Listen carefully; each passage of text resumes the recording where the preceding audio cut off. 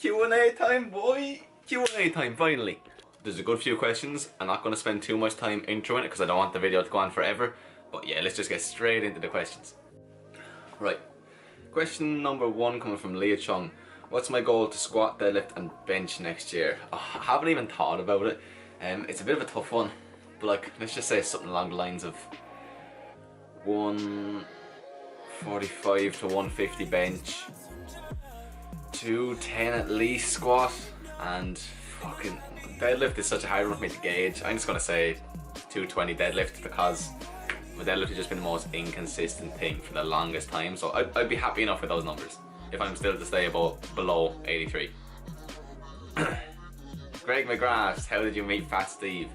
Sadly, it's not actually the craziest story in the world. It's probably what you expect. It was in the gym. Me and Kevin Hart, good friends.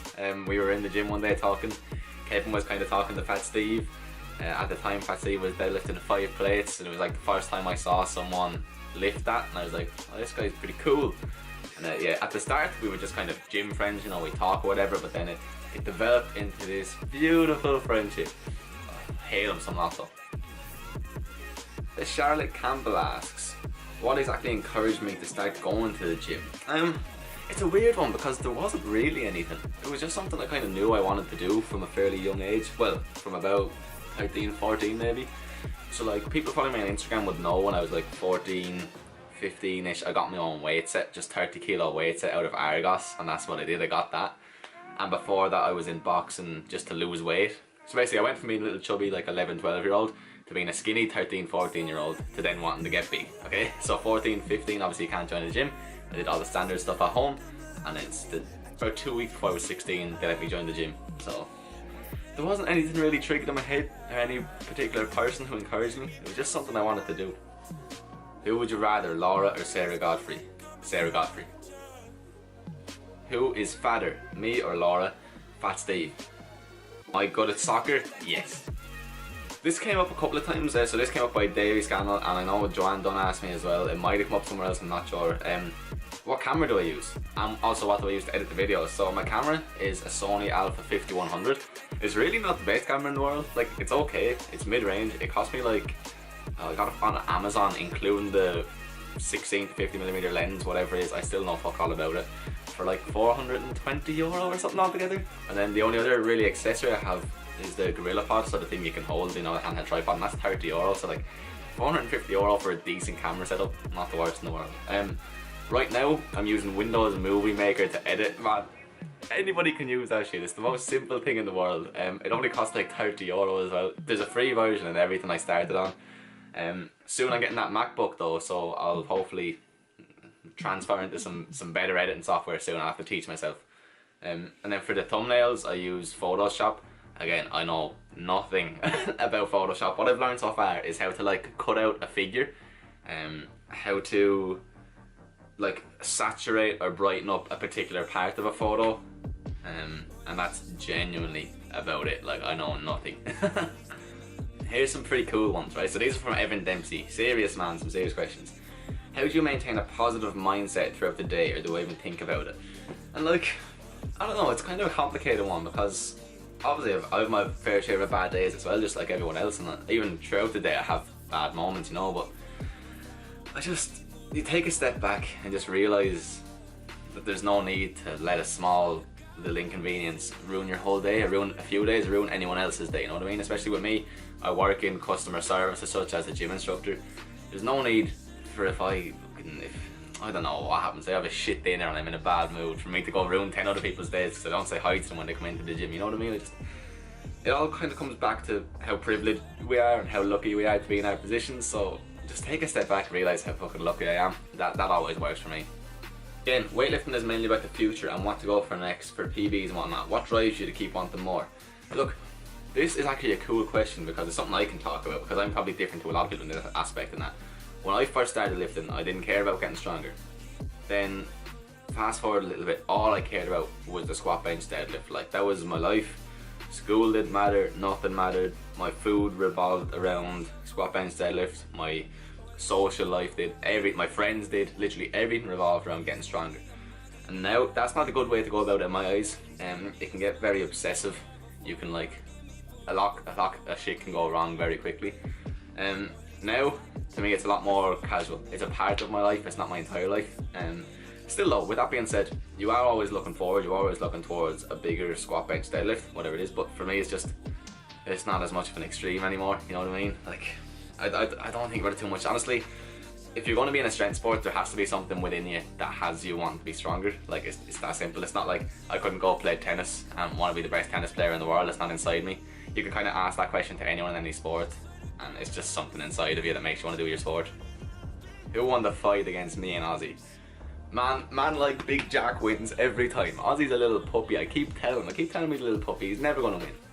And number 4, another pretty cool, pretty serious one. Any tips on if you're having a bad day? And it kind of goes back to question 1, and it's just take a step back, man. Just take a step back and like evaluate your life and evaluate where you are. Like, just choose like 10 things you're grateful as fuck for. You know, it can be anything. The fact that you're watching this video now just shows how privileged you are. If anyone watching this video is privileged as fuck, I don't care what's going wrong in your life, what it is. You have the ability to go onto YouTube, you have the free time to go onto YouTube and watch my video.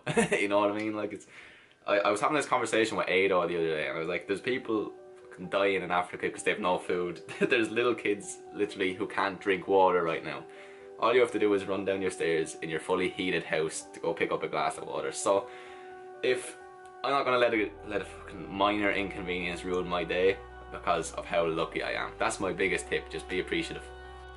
On a lighter note, Cora Furlong, did we hit turbulence? Man, you have to remember the song We Hit Turbulence. That was just an all-out brawl at every disco ever. That song was just, it was something else. Yes, of course We Hit Turbulence. We hit turbulence!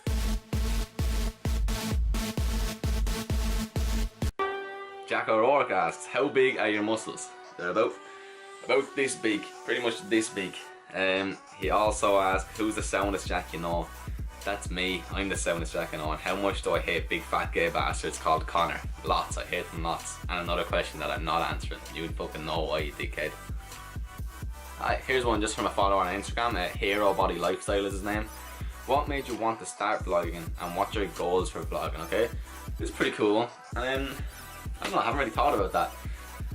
Again, like the powerlifting thing, it's just something inside me wanted to start vlogging. I suppose it all started with Instagram. So I started posting on Instagram years ago, just casual posts. Then I kind of started posting somewhat useful information, at least useful to certain people. Then recently I started speaking to my camera, uploading little videos of me talking about topics, specifically like mindset stuff. That stuff I really love is mindset and just how to be fucking happy. I think that's a lot more important than a lot of other things that people might think I'm going to talk about, like getting stronger and stuff. At the end of the day, it all comes back to how happy you are, you know what I mean? And those can be used to get happy, but yeah. Anyway, back to the question at hand. I just like talking to the camera. If people can take away some good insights from what I have, good, you know what I mean? And yeah, my goals for vlogging is pretty much what I just said. I'd like to build a cool community. Like, I've said it before, and I know it sounds like a fairly big aspiration, but I would like to have my own community of just cool, positive vibe people, you know what I mean? Like, there's not too many of them going on an island. Rob Lips has done an unreal job of it. Just take the creator agency the other day, like, we were all up there. It was just, you were surrounded by so many like-minded people. It was so motivating. I'd love to be able to do something like that, even on a smaller scale. Barry Cronin says, what motivates me to go to the gym and how strict is my diet? We kind of touched on the motivation thing. Like, I think it gets to a stage where it's not motivation. It's like, if you're a soccer player, you go to training if you don't want to train. If you're a powerlifter, you go do squats when you don't want to do squats. But like, at the end of the day, to go that way is bad. It's my sport and it's what I love. Yeah. And as well, what I've learned that missing sessions is okay. Going off track is okay. Auto-regulation, as they call it, is okay. So that all kind of adds up. But yeah, there's no burning motivation inside of me. It's more so just, because motivation is kind of stupid because it always wears off. It's more so passion is what they say. Passion on a lower scale. And the other thing about my diet, man, diet's not strict at all, like in the slightest. It was for years when I was 15, 16, 17, even early 18. But right now, it's not the biggest concern of mine. I eat to eat enough. I eat to enjoy my food.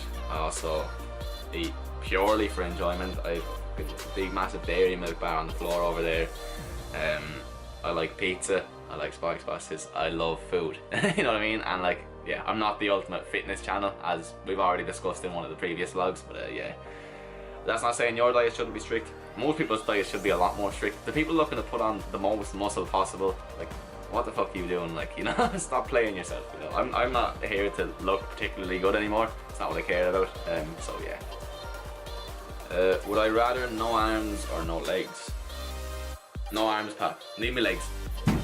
Oh, that was by Conor Rutledge. Big fat gay bastard. Callum Gordon. This is a cool one. Any advice for 16-year-olds starting in the gym? Yeah, few pieces. Eat more food. You definitely need to eat more food. I've probably about 10% of 16-year-olds in the gym are eating enough. Train with people. So train with friends. Keep it fun. Learn from each other as well, because when you're 16, you know, fuck all. So you're going to learn a lot quicker if you can all feed information to each other. And just keep enjoying it. Train the way you want to train. Don't feel like you have to go in there 6 days a week, twice a day, because that's what some pro bodybuilders are doing. Just enjoy it. Don't let the kind of thrill wear off too quickly, because I know that feeling when you first get into the gym, how exciting it is. Hold on to that for as long as you can. Just enjoy the process, you know what I mean? Don't get caught up over numbers on the scales. Don't make it into your life. Just integrate it to be like a part of your life. Chris Scally asks, in terms of seeing results from training, is there a difference in using machines or free weights, or is it just personal preference? At the end of the day, your body doesn't give a fuck. Like, your body doesn't give a fuck if you're tearing down your muscle fibers through a chest press machine or a barbell bench press. So I know there's going to be arguments for both cases, but in my opinion, it's not the most important in the world. If the main goal is to build muscle, or whatever you can get the best mind muscle connection with, whatever you can feel the best, work the best, stick to that, man. You know what I mean? Like, on a pro level, like, there's some machines out there that are really good, some that aren't good.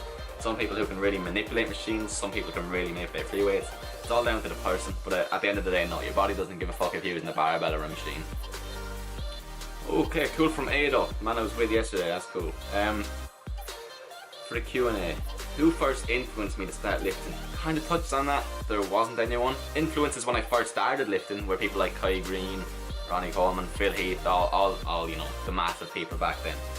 And the cooler one, what aspect of fitness in the eyes of the general public do I dislike the most and why? And I don't want to go off on a big tangent, a big rant, but I just kind of hate all the quick fixes out there. And this isn't down to the general public, this is down to the people who promote them. It's like the people who promote like your 6-week transformations and even things like the juice cleanses and detox diets, and it's like, man, like, just go make a quick buck another way, you know what I mean? It's easy to make money in loads of different ways. You don't need to fucking ruin somebody's health and ruin someone's life for the sake of it, but I'll save that for another day. I could rant on about that forever. So yeah, I just hate those people who advertise false information to the public, basically. Philip Bow, are there any young lads doing YouTube from Ireland that I dislike? Look, I've actually thought about this, right? And there isn't, because there's not that many of them, like, not that many that I know anyway. I'm sorry to most of them, but none of them are going to know me either, so I don't know why I'm saying sorry. The only 3 I really know are Glenn Fitness, Kyle Mullen and Sean Cullen, and I haven't met any of them. I don't really watch them on YouTube, sorry lads. I watch a bit of Glenn Gillen, I follow them all on Instagram, but yeah, don't dislike any of them. Don't dislike anyone from Ireland who I know vlogs. Here's a cool one. Kaelin Kinsella. Look bro, I really hope I didn't butcher your name. I think that's how you say it. He asked, my most embarrassing gym moment. And look, it's weird because I'm sure there has been plenty, but I really can't think of any apart from this one. So I focus when I split up my hand. So most of you probably know what happened, but you know the slingshot, the Mark Bell slingshot, I was using that and I was going for 130, it would have been a max, and I got to about here and I wasn't going anywhere. And so it started being like over my neck and over my face. I was like, fuck, I don't want to die. My elbow started to grip, so I went to push it behind my head and my hand got caught in the J-hook and it ripped down the J-hook right down the middle of those 2 fingers. That's where the big scar comes from. Oh man, it was rotten, and it was like blood started like squirting out my hand when I took it off the rack, and then there was like a big pool of blood on the floor. And yeah, sorry about that, guys. Sorry about that, Cottle. That was pretty much it. That was cool. It was nice to answer some questions. Hopefully we enjoyed it. If you asked a question, thanks very much. And if you didn't, I hope you still like saying what I had to say. If ever you have any questions, send them on to me. I'll always answer them. We'll see how this goes down. Might do more in the future. I don't expect a lot of people to watch these kind of videos, but it's the people who actually care about the channel I'd expect to watch this the whole way through. So like, that's why I'm really happy to make them, because I know if you've watched this far, you're interested in me and finding out more about me. And that's really cool. That's what it's about, what I was talking about earlier, creating the community. But look, I'm sorry there's not like too much other content in this one, but that's all it is a Q&A. There's not a lot I can do with it. There'll be more cool videos coming soon. I'm going to shoot some shots with Skinny Steve there today. Yeah, till the next time, peace out.